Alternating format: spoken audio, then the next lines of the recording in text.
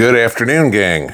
Well, not much of a surprise to anybody, but unless you've been living under a rock and didn't have any idea this was coming, Joe Biden dropped out today. That just brings up the question, who's running the country? You know how you get, as we called it in the military, short-timers disease? When you were close to your separation date, your ETS date in the military, you had a tendency to not care anymore. You didn't do much. It's like, okay, got a couple of days, couple of weeks, whatever it is. I'm not going to do much. I'm done.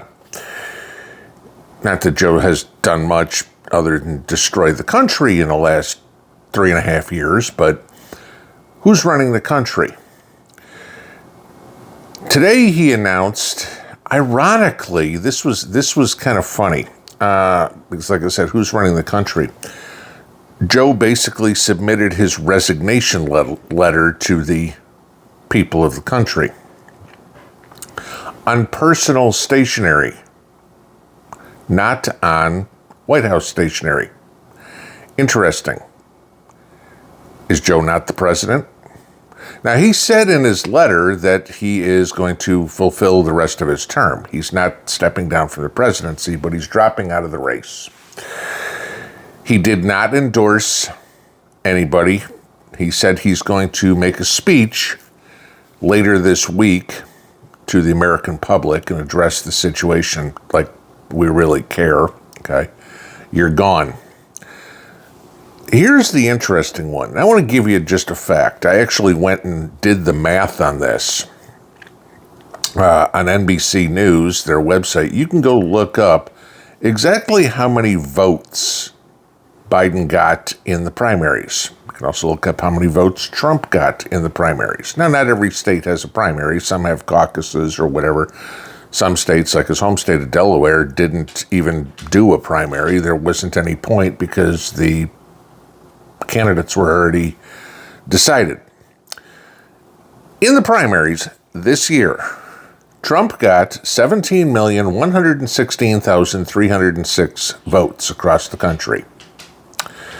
Biden got 14,402,237 votes, so about 2.7 million votes less than Donald Trump, or nearly 20% less. Please explain to me how this man got 81 million votes. Okay.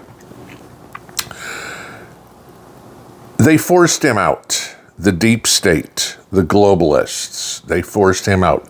They disenfranchised 14 million people who said this is who they wanted as their nominee. Notwithstanding the fact that they wouldn't let anybody run against him.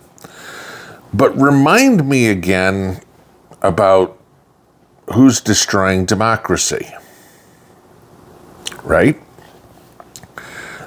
The people of the Democrat Party nominated Joe Biden. And now Joe says, I'm not going to do it. How are they going to choose their next candidate? Are they going to all of a sudden have emergency primaries around the country and say, who do the people want? Or is the Democrat Party honchos going to dictate to their party who their candidate is? You know, it kind of comes up to the old mantra of vote blue no matter who. Is that it? We'll just tell you who to vote for and you do it. This is the thing. Whoever's chosen will not have been selected by the people. Now, you could say if Kamala Harris gets the nomination as president, that she was chosen by the people because obviously she's part of the Biden-Harris ticket. But whomever else they could possibly choose, the people had no say in the matter.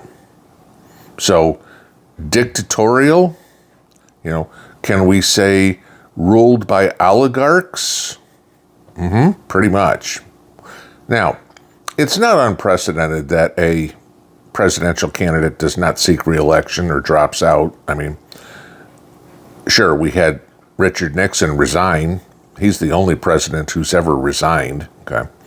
We have had, like LBJ didn't run for re-election, but never have we ever had somebody so late, so close to an election, drop out of the running. Just, I'm not doing this anymore. What was the golden parachute Joe got? What did they, for months, at least for the last few weeks, we've heard Joe saying adamantly he's not dropping out. What did they finally do? How big was the check that they paid off Joe with? Because you know damn well there was some sort of retirement policy, some sort of bribe given to Joe to get out. Joe didn't decide, I just suck at this job. I'm too tired to do it. Even in his resignation letter, he talked right from the beginning about what a great job he's done. So he was forced out. But what did they give him to be forced out? But the bigger question, like I said, comes up is, who's destroying democracy? The people of the United States will not be the ones who choose the next candidate inevitably. Remember, the DNC convention starts in about 3 weeks. Okay. And they're going to have to nominate a candidate by the end of that convention. So in less than 4 weeks, they have to have an official candidate. We don't know yet how this is going to affect some states, if this new candidate's even going to be allowed on the ballot, because there's some state laws that say the candidate has to be chosen by now, can't be changed. We don't know how this is going to work. This is going to be really, really interesting to watch, to see what happens. But I just want to give you this as one final thought. If the Democrat Party is in such disarray trying to figure out who they're going to run in an election, how in the hell does anybody think that that party who can't figure out a candidate actually deserves to be the one running the country? Seriously. Hopefully, this is just it. We've talked about this enough. You guys know who I think possibly candidates could be, VEPs could be, et cetera, et cetera, et cetera. All right. And everything's up in the air. We'll inevitably know more here in the coming days. But Joe's out. The people have been told, we don't care what you think. Welcome to the Democrat Party. Your rulers will tell you what is going to happen. The people, on the other hand, know who's going to be the next president, and it doesn't matter who the hell they decide on. Pinball